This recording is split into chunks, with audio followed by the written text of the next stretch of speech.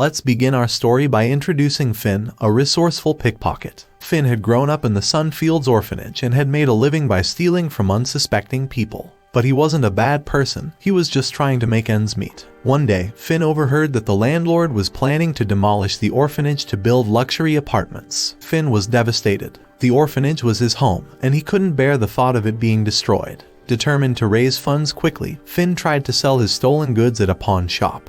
But the owner refused to fence them. The only item the owner was interested in was a special 2 of spades card, which Finn refused to part with it, knowing it had some sort of special power. Desperate for money, Finn hitched a ride to Bell End, where he entered a casino to try his luck at the poker table. Things were going well until a card sharp named Lucky Lunchman appeared and cleaned Finn out of his winnings. Finn was devastated. He needed that money to save the orphanage. To make matters worse, the casino pit boss suspected Finn and Lucky of cheating and took them into a dark room for interrogation. That's when things took a turn for the strange. One of the guards unveiled a 3 of diamonds and transformed it into a pair of gloves that could turn anything he grabbed into marbles. Finn was stunned. He had never seen anything like it before. The man threatened to kill Lucky's family unless he released his card, the 10 of diamonds. But before he could do anything, a car salesman with the 5 of hearts appeared and began fighting with the fake guard. Finn was caught in the middle of the chaos. In the confusion, Finn managed to steal the 10 diamonds and escape by stealing a car. But his troubles were far from over. Both the marble man and the car salesman were chasing after him. Finn tried to shake them off, but they were relentless. Eventually, all 3 men were involved in a fiery crash. Miraculously, all 3 men survived, but the marble man took out the car salesman and demanded Finn give him his card. Finn was scared, but he had an idea. He decided to test out his 2 spades and summoned a loaded revolver that pierced both the marble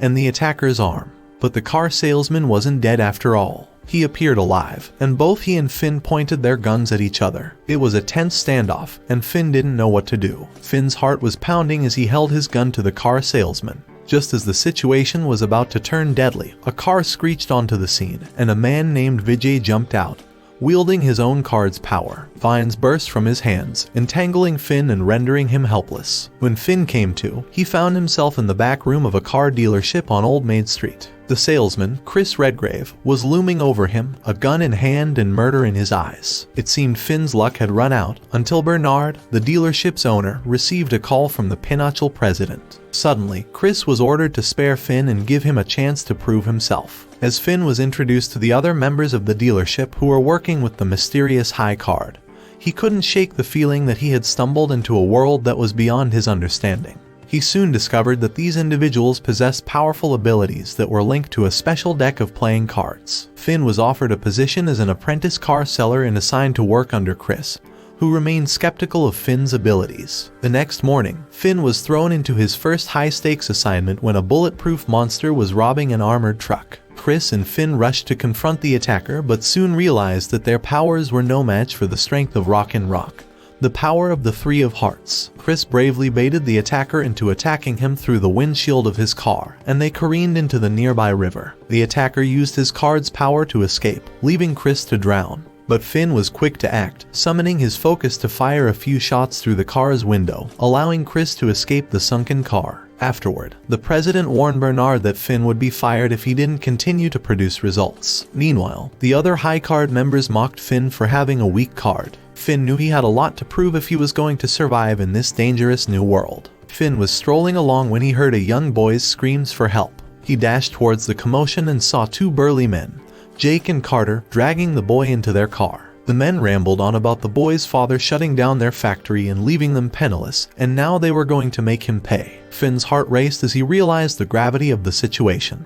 He couldn't let the innocent child suffer because of his father's actions. The police arrived on the scene, but unfortunately, they arrested everyone, including Finn and the kidnappers. However, Finn managed to talk his way out of the cuffs and walked out of the station with the boy. That's when Nix, the kidnapper's sister, showed up and seized them both. Finn tried to build a rapport with the boy by taking him to a Chinese restaurant and a ride on the Shield Underground, but their newfound friendship was short-lived as Nix wielded her power, Lethal Scoville, and captured them. While the kidnappers prayed to their fire god, Finn stole a key from Jake and unlocked his handcuffs. He pulled out his Nambu and aimed it at the 2 brothers, burying them under a pile of scrap metal. However, Nix proved to be a formidable foe, melting Finn's bullets before they could reach her. Just when things seemed hopeless, Chris came to their aid and tossed a suitcase filled with cash at the boy, who revealed himself to be a high card member named Leo. Leo then used his 7 of Diamonds power, never no dollars, to swap most of the cash for a bazooka that punched through the flames and took out Nix. The explosion caused a giant scrap metal idol to fall, and Finn managed to save Leo before it crushed him and Nix. The next day, Finn discovered that Leo was the son of the Pinochle president and the head of their old maid office. Leo handed over Nix's card to Owen, but his father ignored him and left the room, leaving Finn to wonder about their strained relationship. Finn was feeling pretty good about himself as he made his way into the Pinochle dealership.